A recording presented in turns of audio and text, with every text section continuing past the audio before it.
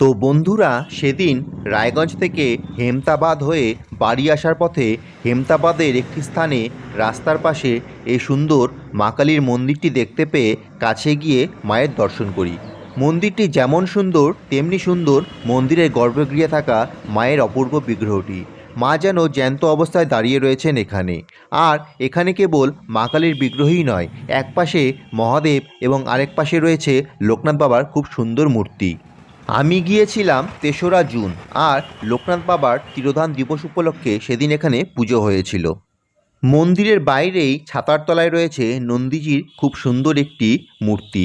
তো বন্ধুরা, তোমরা রায়গঞ্জ এবং আশেপাশের এলাকায় যারা আছো তারা চাইলে একবার গিয়ে দেখে আসতে পারো এই সুন্দর মন্দির। আর তোমরা কে কে অলরেডি দেখে ফেলেছো তা অবশ্যই কমেন্ট করে জানিও। আর সকলের জানার জন্য ভিডিওটি বেশি করে শেয়ার করে দিও।